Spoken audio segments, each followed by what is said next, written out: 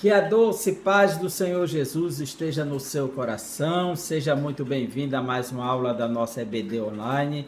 Eu sou o professor Egivanildo Tavares e hoje quero tratar deste tema com você na terceira lição desse trimestre que estamos estudando a Igreja de Cristo e o Império do Mal. Já estudamos sobre o espírito da Babilônia, sobre a deturpação da doutrina bíblica do pecado. E essas duas aulas estão gravadas aqui no canal da igreja e você pode assistir quantas vezes desejar. E hoje é a terceira aula que traz o tema o perigo do ensino progressista. O que vem a ser este ensino progressista? Qual a sua abordagem?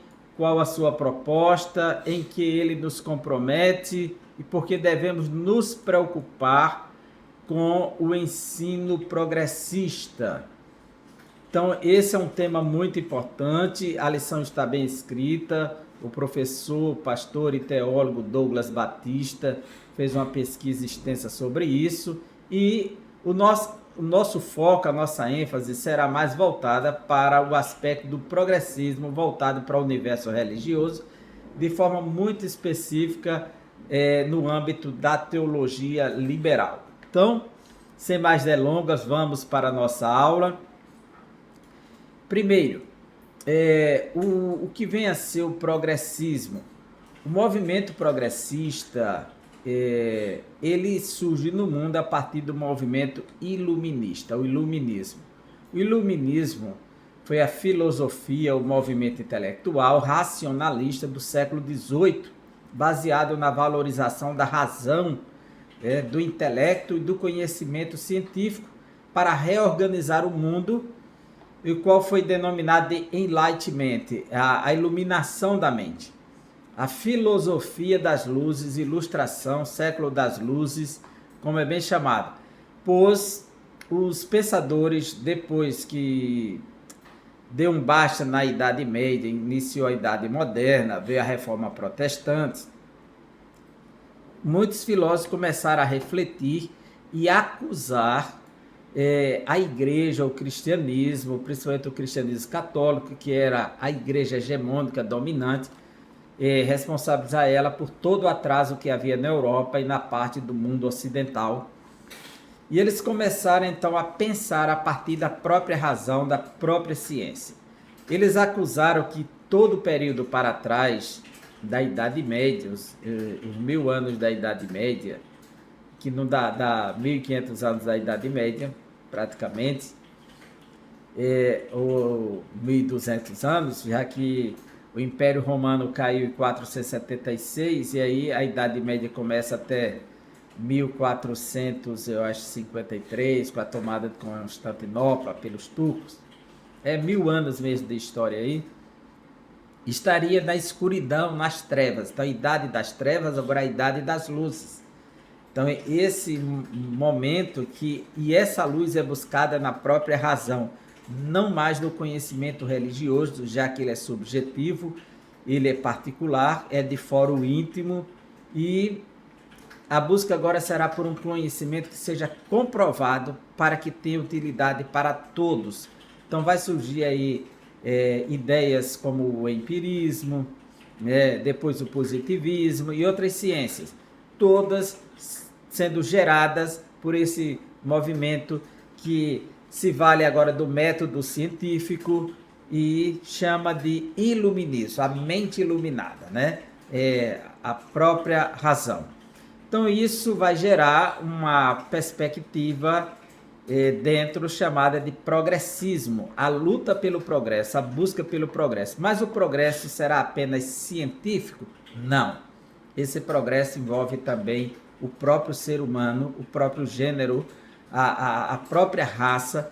Ela precisa evoluir, progredir, não só de mente, mas em todos os aspectos. E aqui é onde mora justamente o veneno. E é aí que queremos avaliar. Segundo Norberto Bobbio, que é um filósofo da área da política e uma autoridade da ideia de representar o pensamento político e que escreveu obras sobre a democracia, sua durabilidade.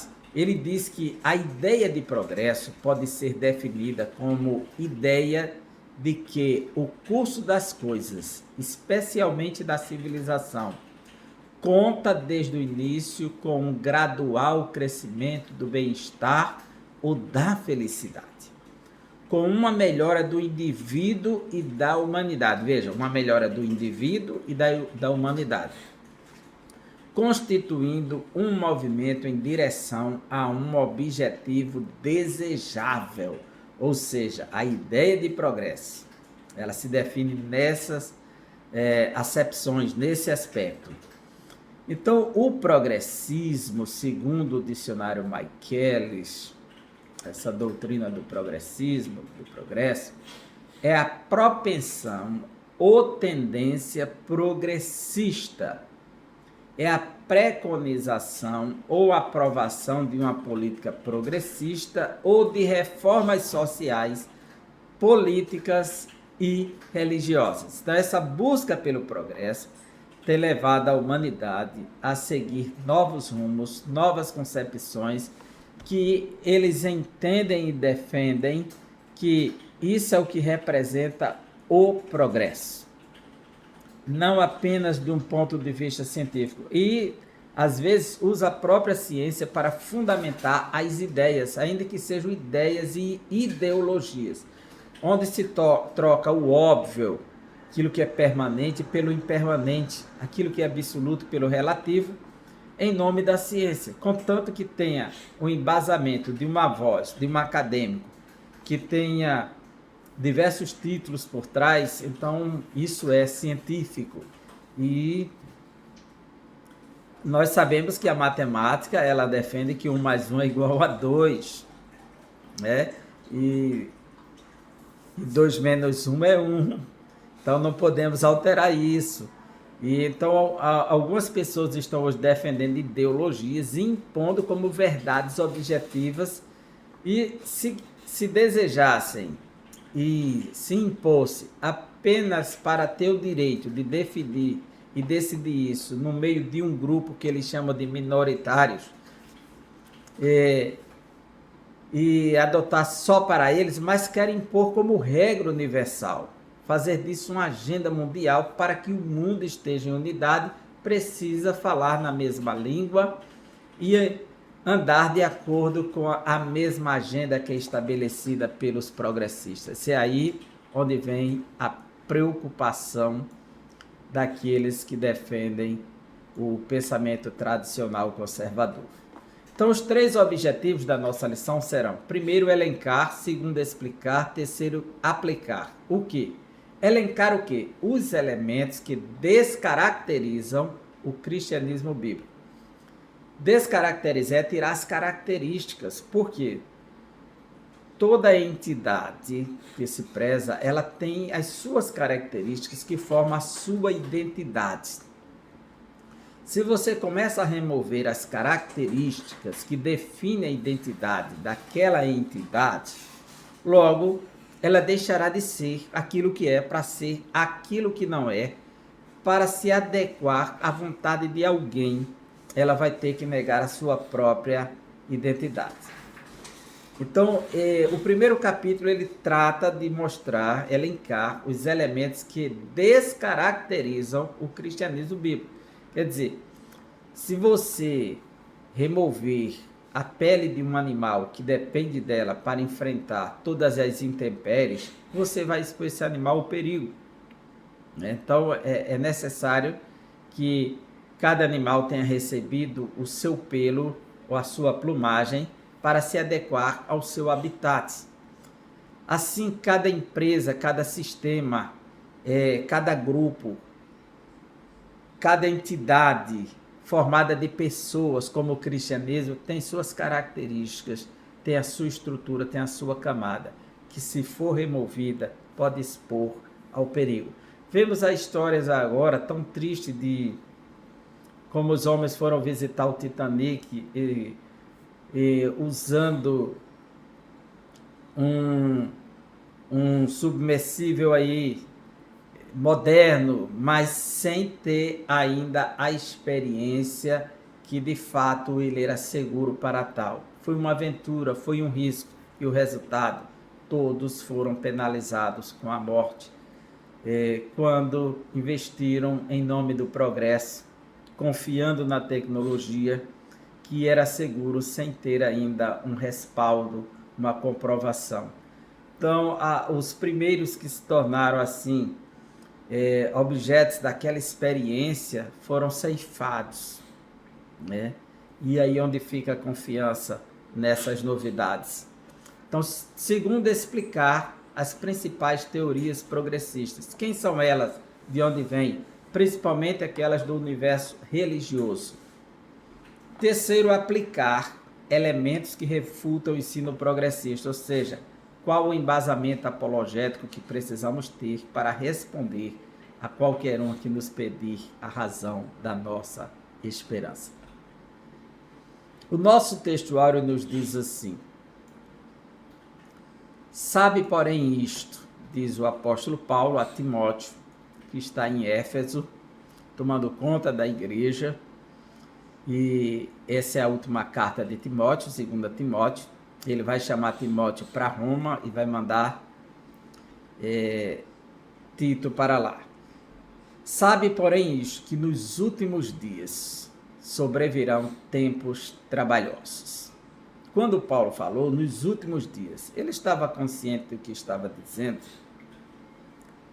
e porque os últimos dias já iniciaram. E esses tempos trabalhosos que está aí nesse texto, ele está no grego como kairoi kalepoi. Veja aqui acima da minha cabeça. Kairoi kalepoi.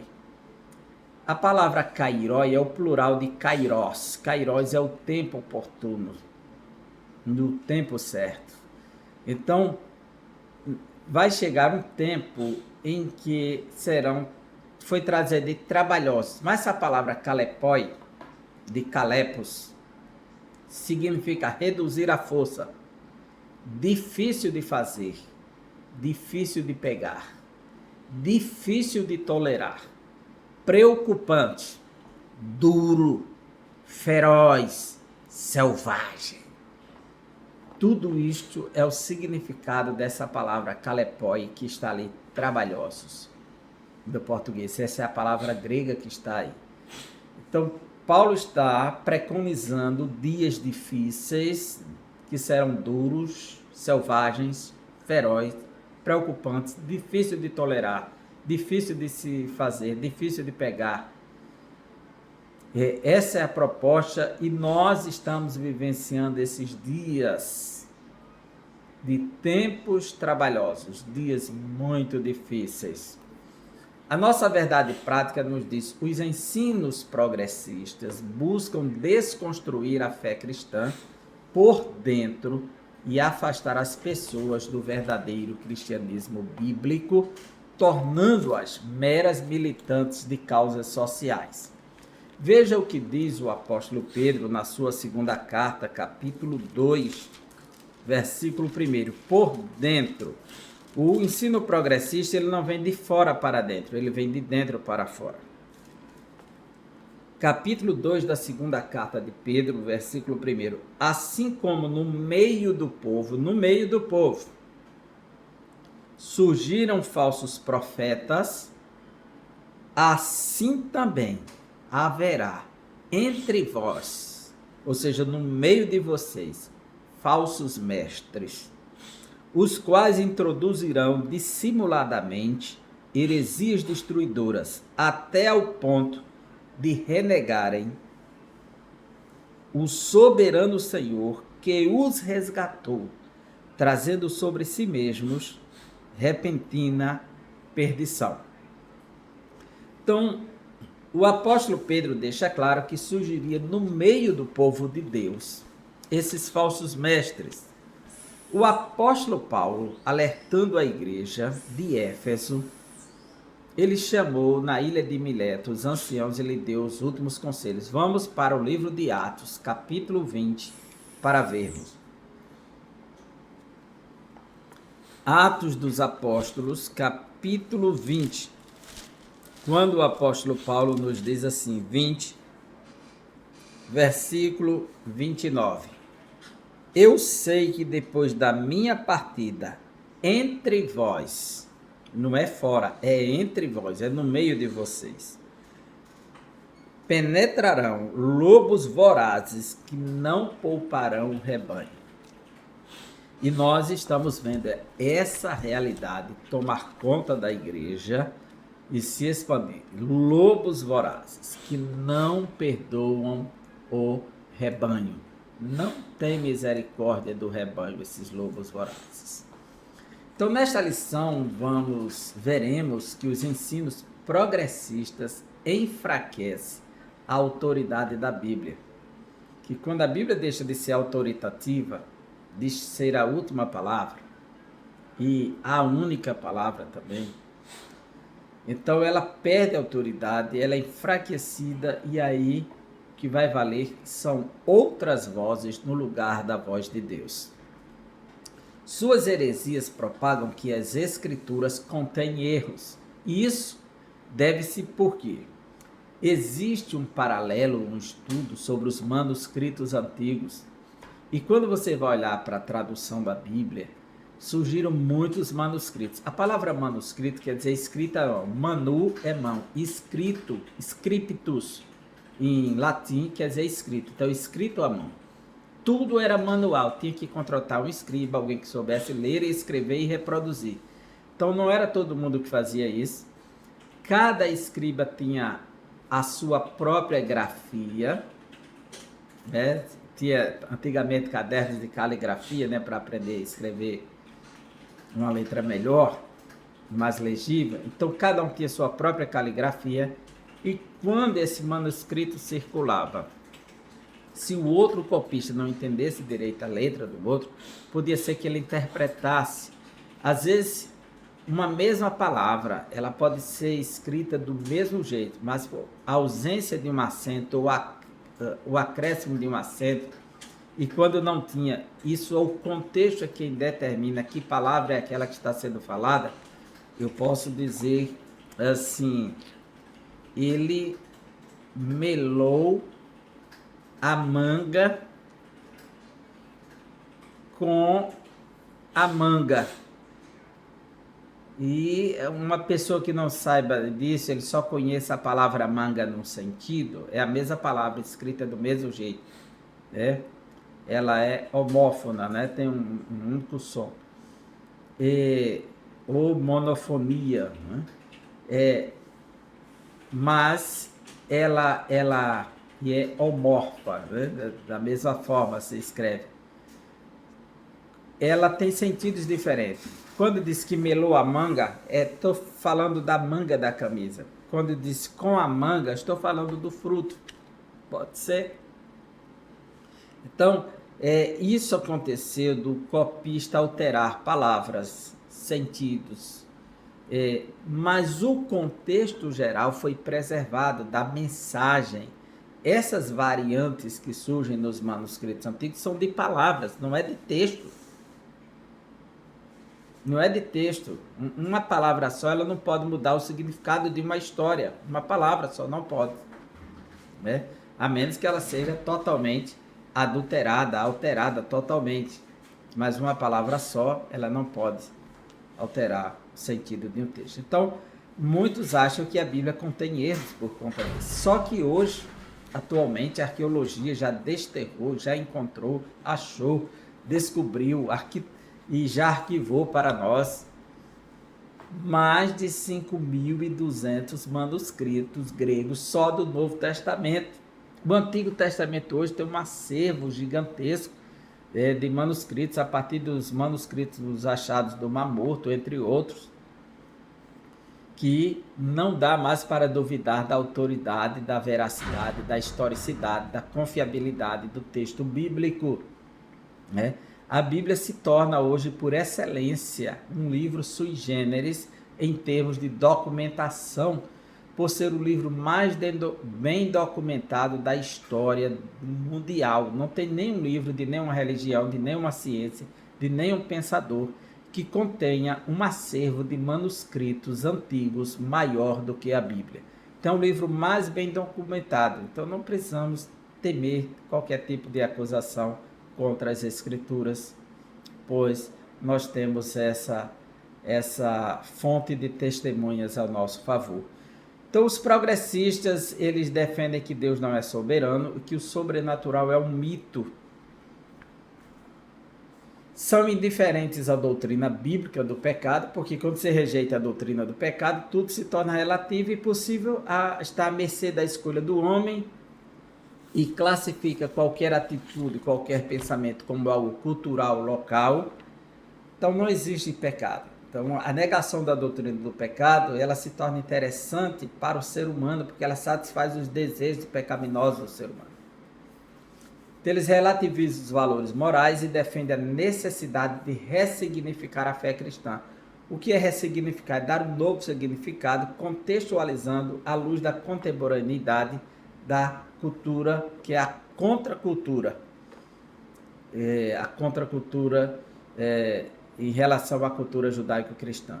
Por conseguinte, seus ensinos progressistas resultam de descaracterização do cristianismo bíblico. Nesta oportunidade, verificaremos alguns de seus heréticos conceitos e os meios espirituais pelos quais a Igreja deve resistir aos seus efeitos maléficos.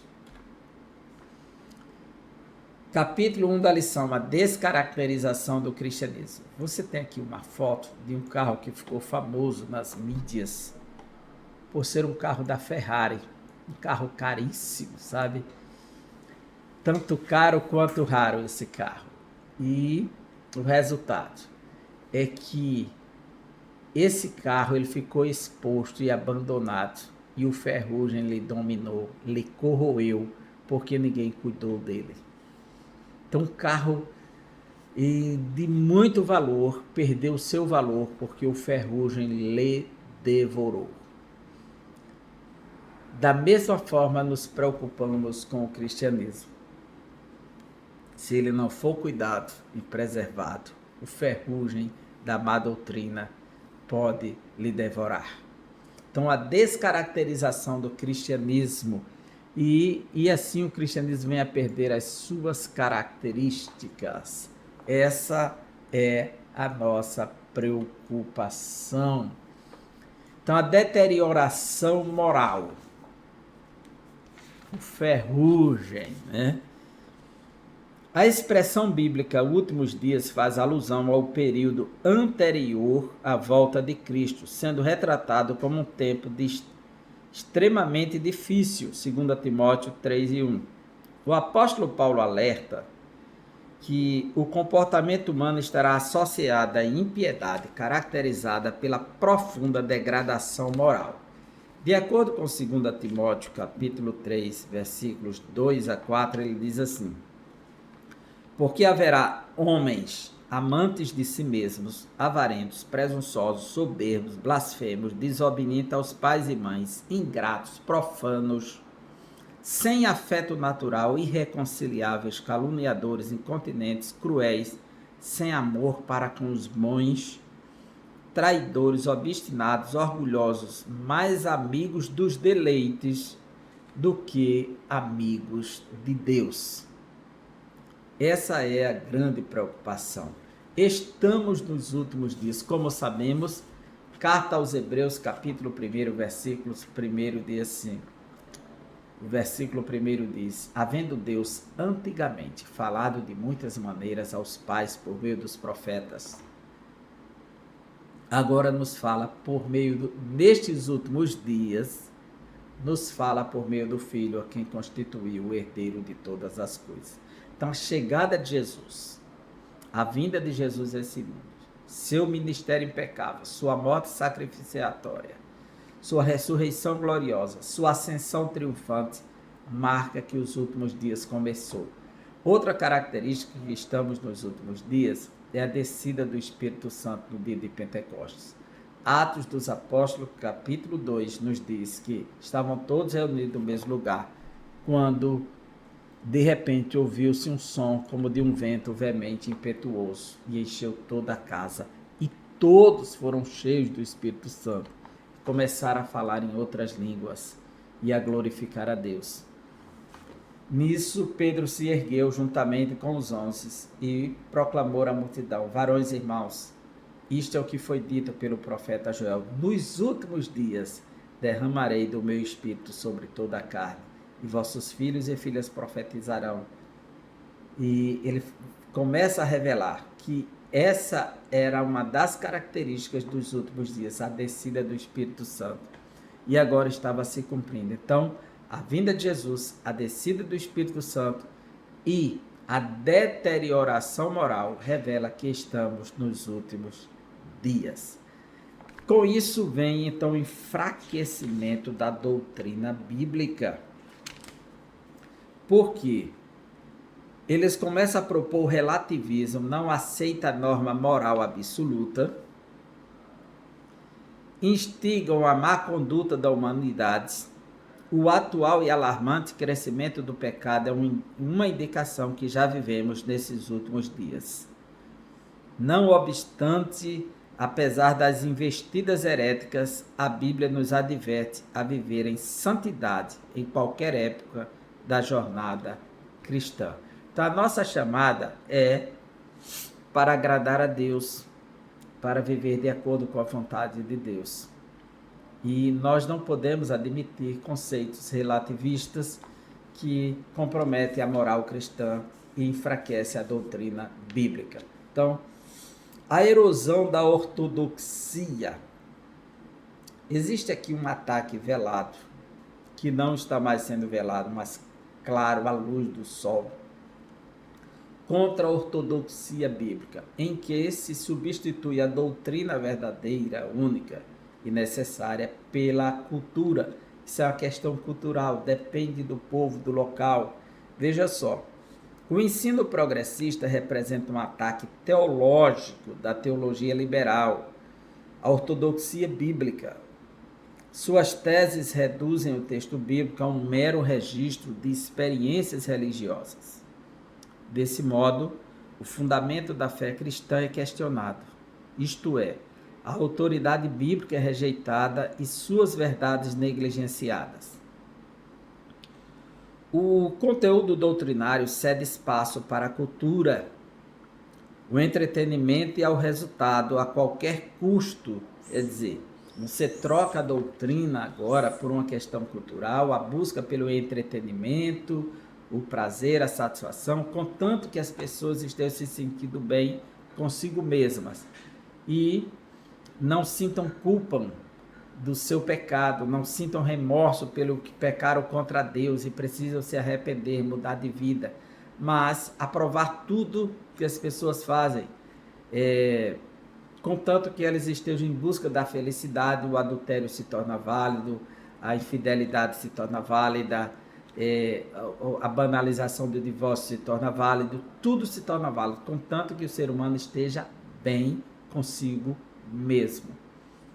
E isso vai alimentando um egocentrismo no ser humano, né? O ego humano, a carne humana. E todo espaço religioso se torna um local de entretenimento, de satisfação, de beleza, onde há espetáculos e muita glória humana, né? Infelizmente é o que estamos vendo. A corrupção da fé. Com o caráter humano maculado e a corrosão da ortodoxia promovidos pelo progressismo no ensino,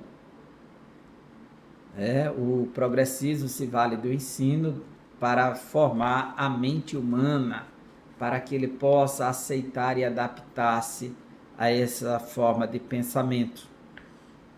O cristianismo e a fé bíblica são descaracterizados. Não por acaso o apóstolo Paulo acrescenta que as práticas dos falsos cristãos, a repulsiva conduta da luxúria e de várias concupiscências. Veja o que Paulo diz no capítulo 3 de 2 Timóteo, versículo 6. Porque deste número são os que se introduzem pelas casas e levam cativas, ou seja, prisioneiras, mulheres nécias, ou seja, que não usam a razão, carregadas de pecados, levadas de várias concupiscências, levadas de vários desejos inflamados. O que vale é o prazer. Então, essa conduta imoral que quanto mais prazer, melhor, e o prazer da carne, sem temor a Deus, sem limites. Os hereges cativam as pessoas por meio da sedução e do engano. Escravos que são das paixões, eles acreditam que os prazeres do corpo não podem contaminar a alma.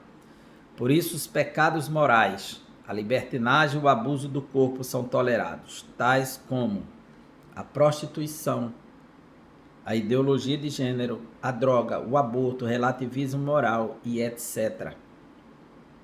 A rebeldia e a ausência de genuína conversão o impedem de alcançar o conhecimento da verdade.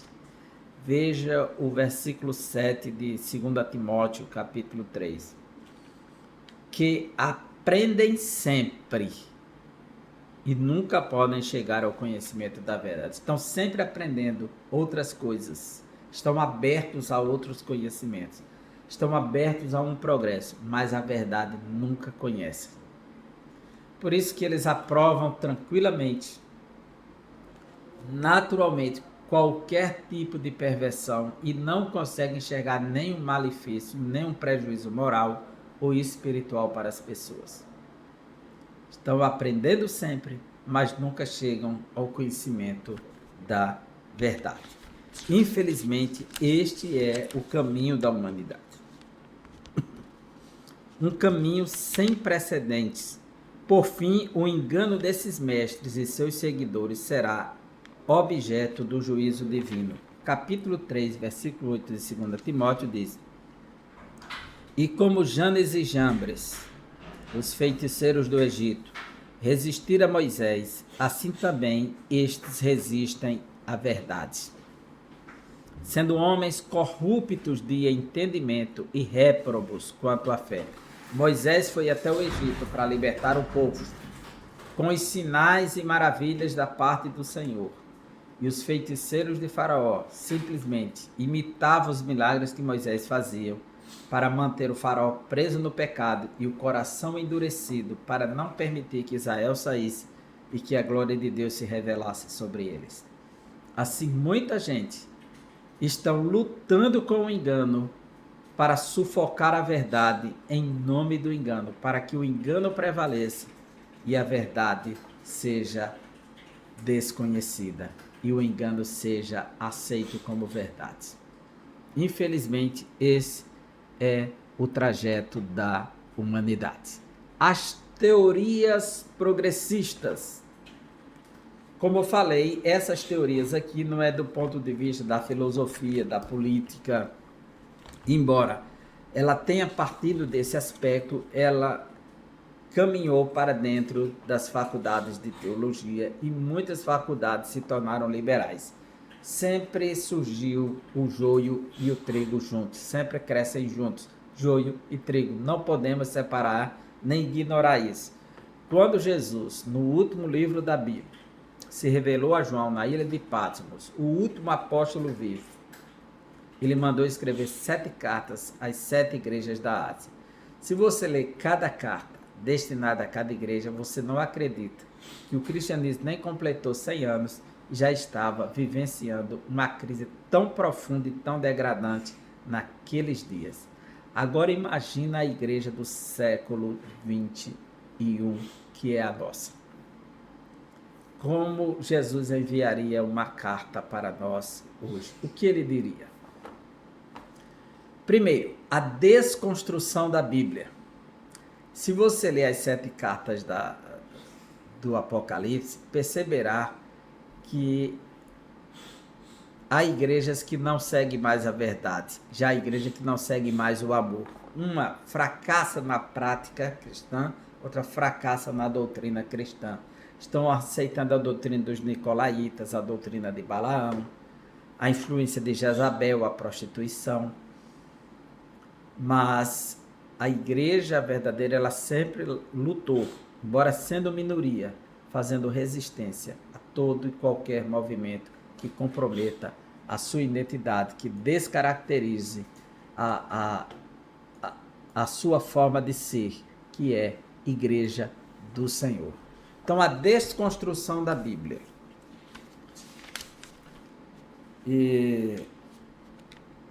O ensino progressista é o desdobramento do liberalismo teológico. O liberalismo teológico ele surge a partir do século XVII, né, por influência do movimento iluminista, chega nas universidades e faculdades teológicas e eles vão adaptar agora os conceitos da fé da religião cristã à ciência.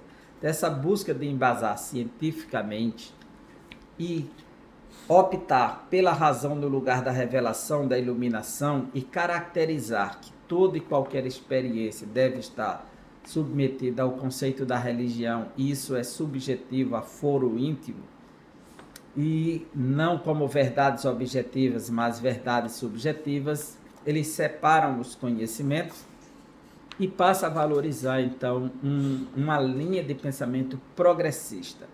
E o liberalismo vem por trás de tudo isso. Sua principal característica é o repúdio à inspiração e inerrância da Bíblia. 2 Timóteo 3,16 diz que toda a escritura é inspirada e útil para o ensino, para redarguir, para instruir, para conduzir o homem na justiça, para que todo homem de Deus seja totalmente preparado para toda e boa obra. Quando se nega a inspiração da Bíblia, que ela não é inspirada por Deus, então é um livro humano. Quando se nega a revelação da Bíblia, que ela não foi dada aos profetas, que ela não foi revelada, quando se nega que a Bíblia é inerrante, não contém erros, quando se nega que a Bíblia é um livro divino, ela perdeu toda a autoridade, toda a capacidade de determinar e nortear o destino de alguém para Deus. Então, aqui começa um ponto muito interessante. A ênfase do progressismo repousa no antropocentrismo, ou seja, coloca o homem no centro. Tira Deus do centro e coloca o homem no centro. Então a visão antropos, homem, centro, o homem no centro. Esse ensino produz pessoas egocêntricas e retira a convicção de pecado. É como diz 2 Timóteo 3:2, porque haverá homens amantes de si mesmos, ou seja, egocêntricos, só vê o seu ego, são ególatras, ou seja, eles idolatram a si mesmos, se acham o melhor, o maioral, o poderoso, o que tem o maior valor. E cada pessoa trabalha fazendo um marketing pessoal em cima de si mesmo, como se você fosse o top de tudo, o referencial, e tudo que faz está certo e está bom, contanto que esteja fazendo sucesso, está progredindo esse progresso na sua forma de entender. O parâmetro progressista é reinterpretação das escrituras para satisfazer a concupiscência humana. Em 2 Timóteo, capítulo 4, versículo 3, o apóstolo Paulo nos diz assim, 2 Timóteo 4 e 3, você pode nos acompanhar aí? 4 e 3, porque haverá tempo em que não suportarão a sã doutrina, não suportarão. Pelo contrário, cercar-se-ão de mestres, segundo as suas próprias cobiças, como sentindo coceira nos ouvidos, e se recusarão a dar ouvidos à verdade, entregando-se às fábulas.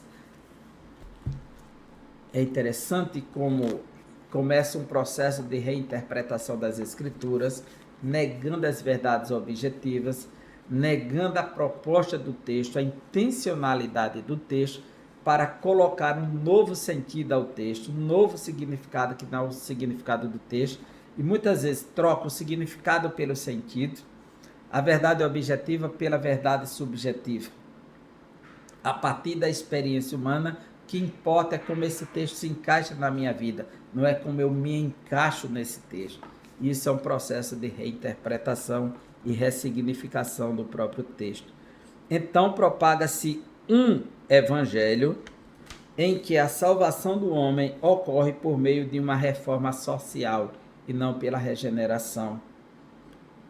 E isso relativiza o pecado, condiciona o pecado a um manifesto cultural ou uma opção de opressão, de abuso do outro.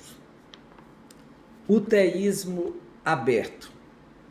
A doutrina do teísmo aberto, ela surge a partir de uma teoria que vai ser postulada primeiro por um teólogo adventista, que vai ser influenciado pelo movimento racionalista, positivista, e depois cai na mão de uma teologia de alguns autores americanos e ingleses, que vai criar a teologia do processo, e dentro dessa teologia do processo vai ser gerada uma teologia chamada de teísmo aberto, que em inglês é open teísmo, open de abrir, é a palavra abrir. O que é o teísmo aberto? O teísmo aberto, ela defende um Deus finito, não um Deus infinito.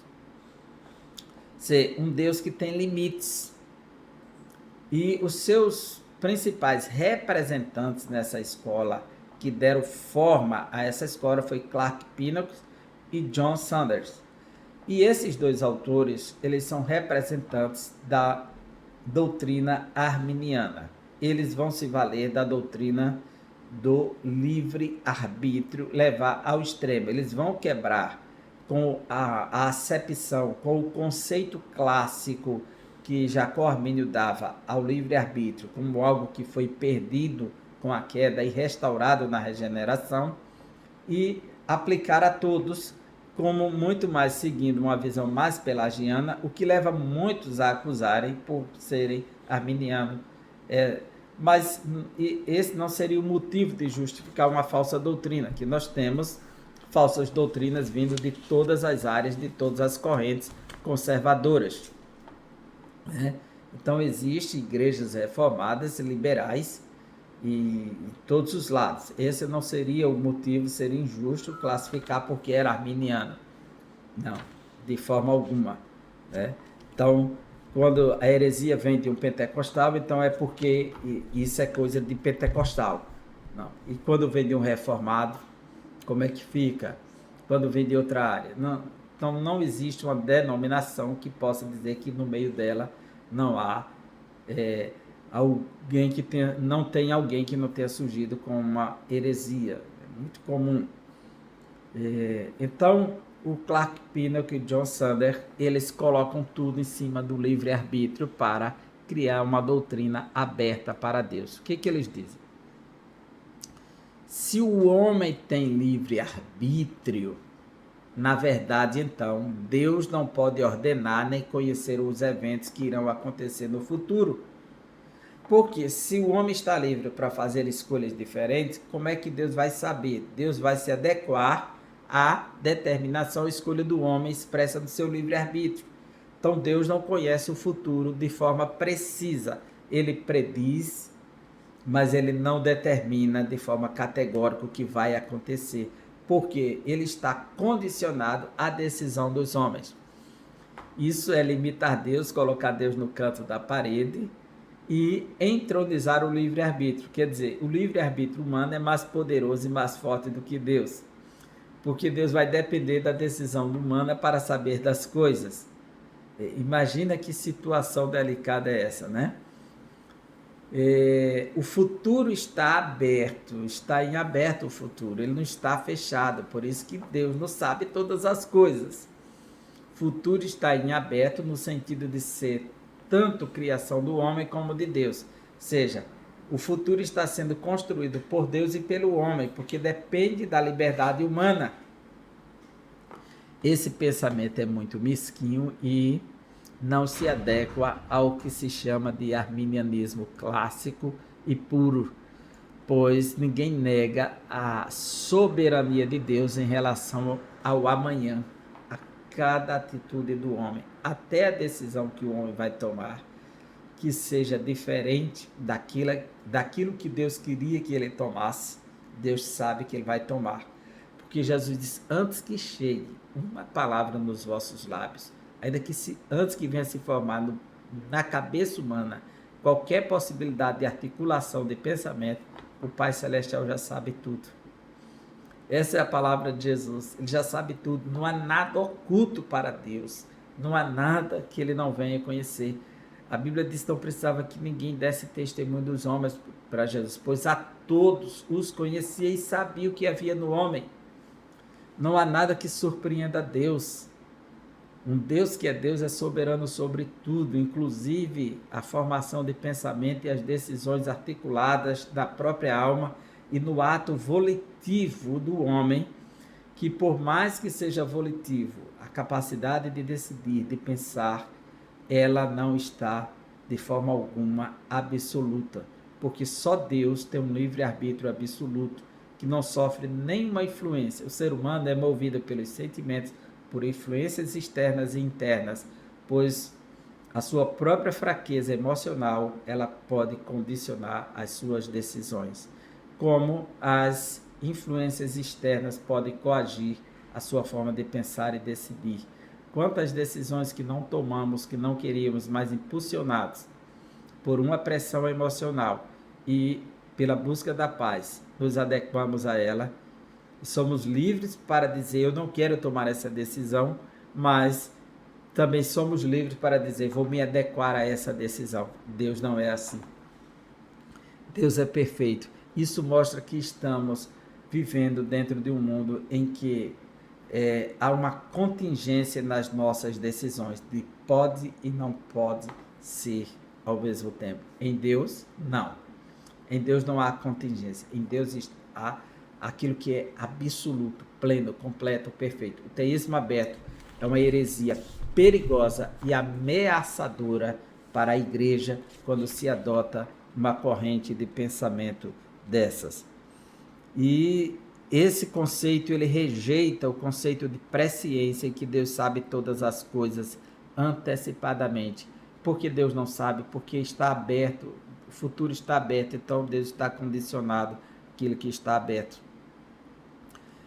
Nessa heresia, Deus foi surpreendido pelo pecado no Éden e forçado a redesenhar a história. Ou seja, Deus só decidiu traçar um novo plano depois da queda? De forma alguma. A Bíblia diz que ele nos elegeu nele antes da fundação do mundo, antes de criar o mundo, e o homem vem depois do mundo. Deus já tinha tomado decisões de redimir todas as coisas. Como essa doutrina é herética, estranha e heterodoxa, né? E logo, embora seus postulantes não reconheçam publicamente, a conclusão é bem lógica. Se Deus não é soberano, então não faz sentido orar para ele. O que adianta?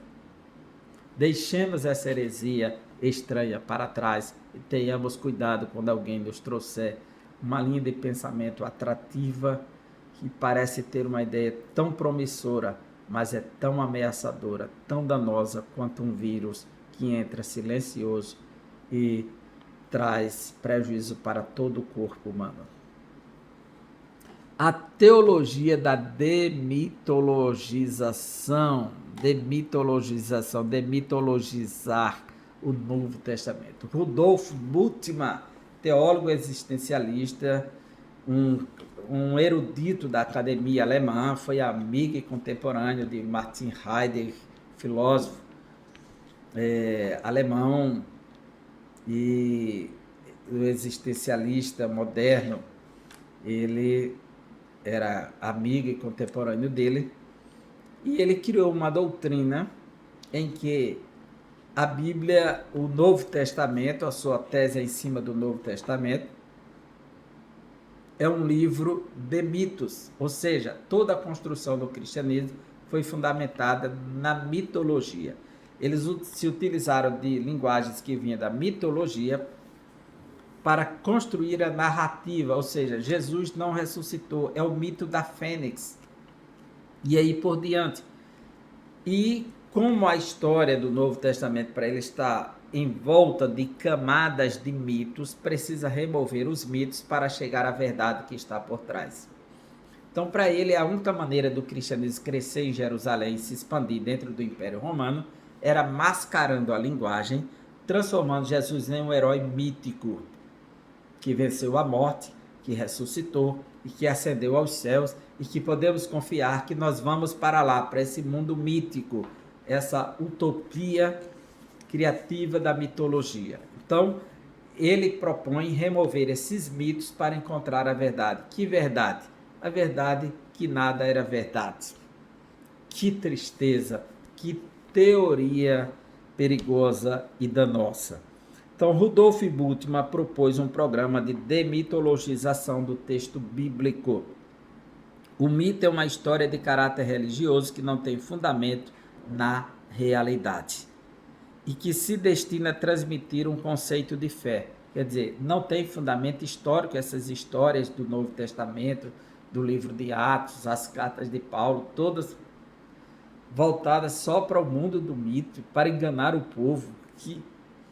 Que artimanha, ninguém teve coragem de denunciar isso. E Rudolf Bultmann chega como esse profeta de que vai encontrar a verdade debaixo do mito. Para esse teólogo alemão, havia mitos na Bíblia e era preciso separá-los da verdade. Nesse pensamento, o céu e o inferno, a tentação, os demônios, a possessão demoníaca passam a ser vistos como mitos teológicos. Jesus não encarnou, Jesus não foi gerado pelo Espírito Santo. Tudo isso é mito na concepção dele. Até a doutrina da concepção do nascimento virginal e a promessa da vinda de Cristo são classificados como mitologia. Nessa teologia, a Bíblia só é crível se dela forem extirpados os milagres, os sinais e outras revelações sobrenaturais. Quer dizer, tudo que há de milagres na Bíblia tem origem em algum mito. Em oposição a esses dispares, ratificamos que a Bíblia é a verdade plena de Deus, atestada pelo Espírito Santo, sustentada pela história e confirmada por milhões de pessoas alcançadas pela fé em Cristo. Não só o alcance da mensagem, o toque e a transformação, a experienciação do novo nascimento, a mudança de caráter, mudança de vida, mudança de estado social, que o cristianismo tem promovido no mundo, libertando pessoas das drogas, da prostituição, da feitiçaria, do mundo da escuridão, trazendo para a luz, ressignificando essas vidas de fato, pelo poder do evangelho. Muito mais do que isso, o testemunho histórico de vida do cristianismo, a sua expansão pelo mundo, a sua sobrevivência, os mártires da fé, os testemunhos dos manuscritos, para ser trocada agora, de repente, por uma história em que passa a olhar tudo isso como fábulas, mitos, não dá para nós.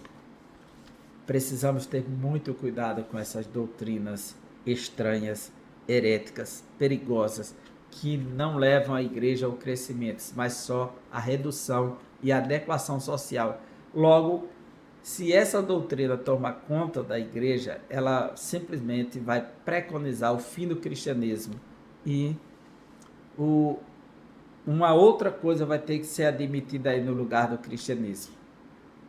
Essa é a proposta da falência. E onde essa doutrina chegou? As doutrinas da teologia, do liberalismo teológico progressista, onde novos saberes vão substituindo as verdades bíblicas, só promoveram falência das igrejas, somente e nada mais. E não trouxeram consolo para as pessoas, pelo contrário, perturbação da alma, se sentindo enganadas por aquela mensagem que receberam, que defenderam, que estavam à sua disposição. Então, refutando o ensino progressista. O que fazer? Primeiro, reafirmando a autoridade bíblica. Precisamos cada dia mais fortalecer nossas crianças, nossos jovens, adolescentes e pessoas de todas as idades acerca da autoridade bíblica. Em refutação ao ensino progressista, é indispensável reafirmar a doutrina da inspiração verbal e plenária da inerrante palavra de Deus.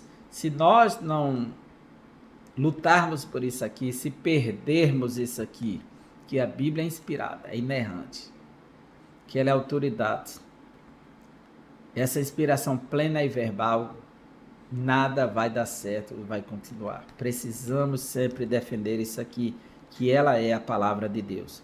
E validar o princípio resgatado na reforma protestante, sola escritura, somente a escritura é autoridade, somente a escritura que está acima de credos, cleros, acima de tudo e de todos.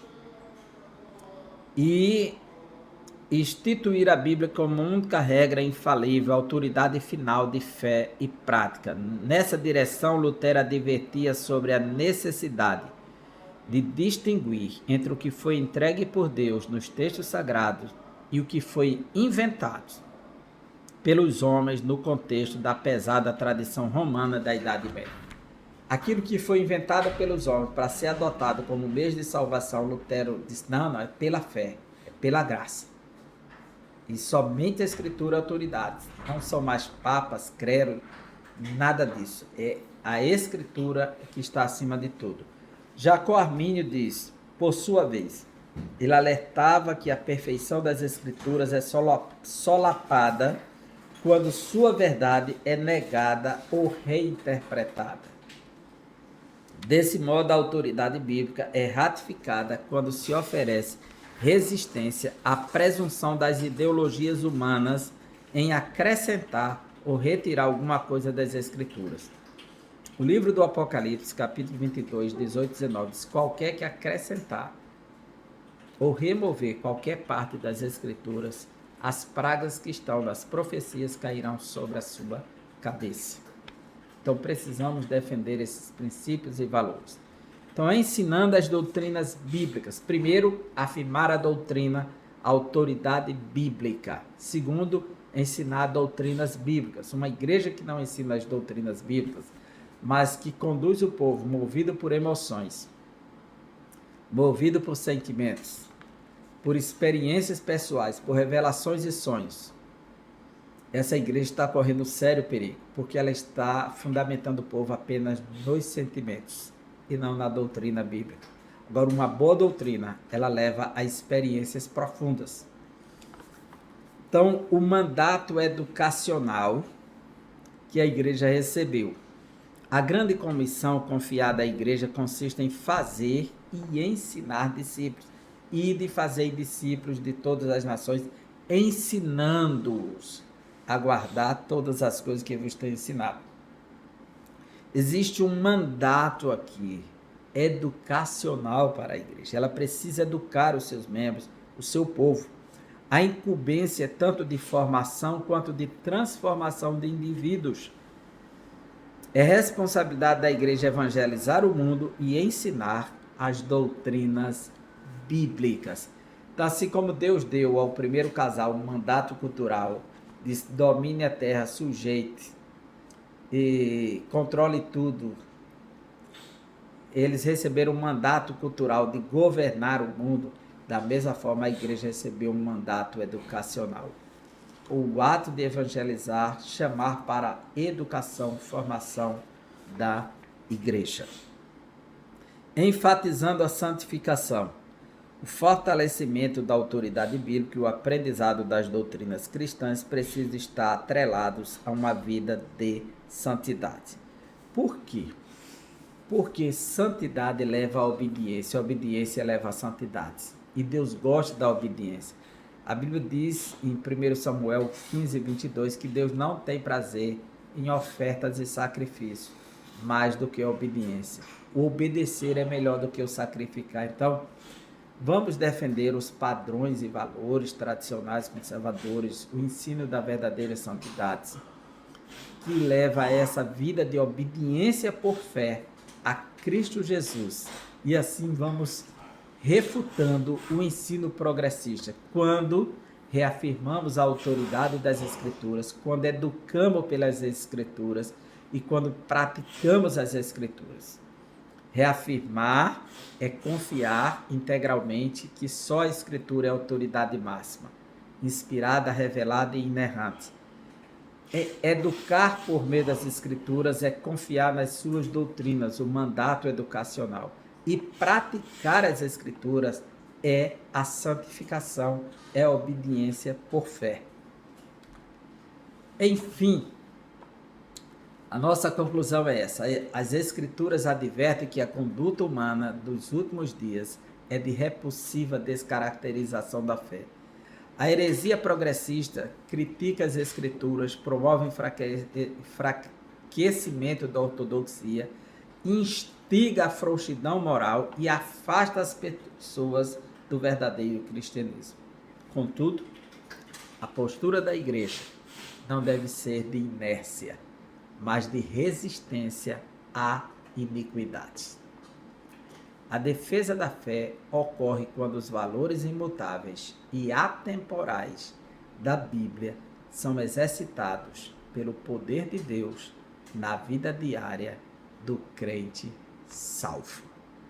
Precisamos lutar, resistir, persistir e não desistir, pois o Senhor está voltando. E o ensino progressista não é bênção, é maldição para uma igreja. Que Deus nos ajude e nos guarde desta influência maléfica, perversa, que não tem nada a acrescentar à igreja do Senhor Jesus, a não ser retirar dela. Espero que você possa ter grandes proveitos dessa aula, acrescentar e ampliar seus estudos e pesquisas e perceber aonde estamos inseridos e que tipo de ameaça estão circulando a igreja, procurando, como leão, tragá-la de alguma forma. Mas não nos esqueçamos que o Senhor é a nossa torre forte. Para lá corre o justo e está seguro. Um grande abraço e que Deus abençoe você, seus estudos e seus ensinos. E até a próxima aula, se Deus assim nos permitir.